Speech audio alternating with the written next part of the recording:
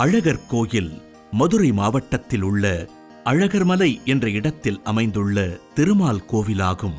இது மதுரையிலிருந்து 21 கிலோமீட்டர் தொலைவில் அமைந்துள்ளது. திருமாலிருஞ்சோலை என்று வைணவர்களால் அழைக்கப்படும் இக்கோயில் ஆழ்வார்களால் மங்களாசாசனம் பாடப்பெற்ற 108 வைணவ திவ்ய தேசங்களுள் ஒன்று. இத்தலம் சோலைமலை, திருமாலிருஞ்சோலை, மாவிருங்குன்றம் என்ற பெயர்களையும் கொண்டுள்ளது.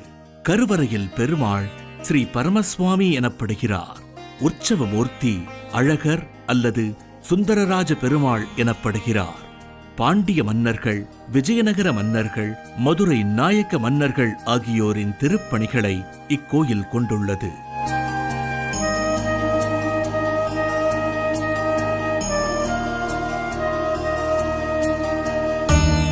கோயில் கலைச்சிறப்புகள்.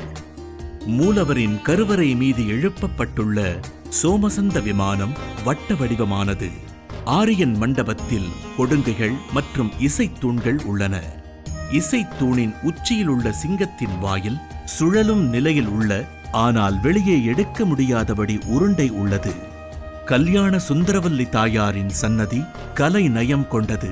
திருக்கல்யாண மண்டபத்தில் நரசிம்மர் அவதாரம், கிருஷ்ணன், கருடன், மன்மதன், திருவிக்கிரமன் அவதாரம், இலக்குமி, வராகமூர்த்தி ஆகிய பெயர்களைக் கொண்ட கற்றூன்களில் உள்ள சிற்பங்கள் நாயக்கர் கால சிறந்த படைப்புகளாகும். வசந்த மண்டபத்தில் இராமாயணம் மற்றும் மகாபாரதம் நிகழ்ச்சிகளை சித்தரிக்கும் அழகிய ஓவியங்கள் உள்ளன. கோயிலின் காவல் தெய்வம் 18ஆம் படி கருப்பசாமி சன்னதியில் உள்ள கோபுர சிற்ப வேலைப்பாடுகள் மிகவும் சிறப்புமிக்கது.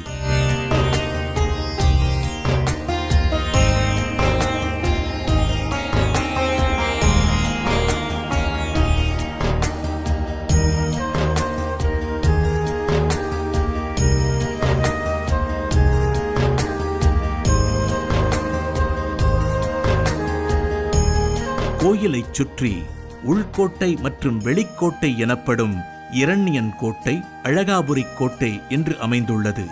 புராண அடிப்படையில் கள்ளழகர் மீனாட்சியம்மனின் உடன் பிறந்தவர்.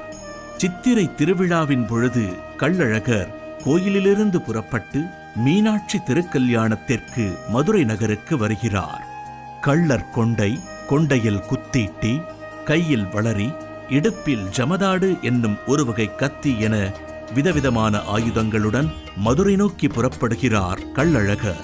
அழகர் கள்ளர் வேடத்தில் வருவதால் அழகர் என்ற பெயர் கள்ளழகர் என மாறியது.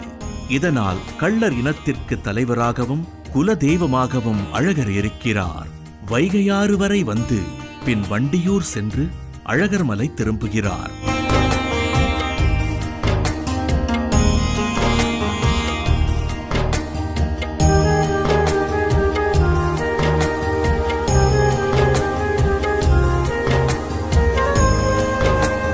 திருமலை மன்னர் காலத்திற்கு முன் கள்ளழகர் வைகையாற்றில் இறங்கும் விழா சித்திரை மாதத்தில் முழு நிலவன்று மதுரையை அடுத்துள்ள தேனூரில் நடைபெற்றது.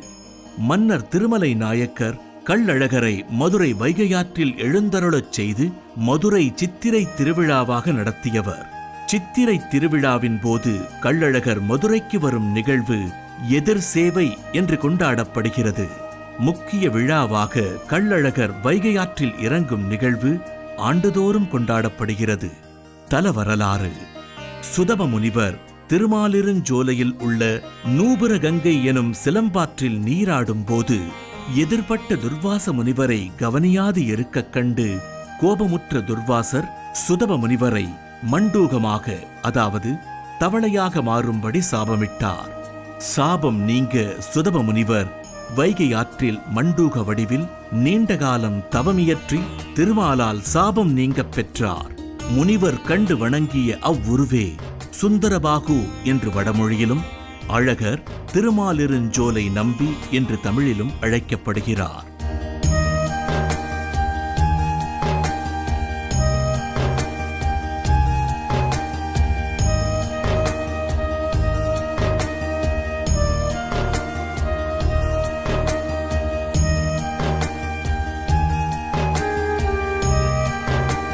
அழகர் கோயில் காலை 6 மணி முதல் மதியம் 12:15 வரையிலும், மாலை 4 மணி முதல் இரவு 8 மணி வரையிலும் பக்தர்களின் தரிசனத்திற்காக திறந்திருக்கும்.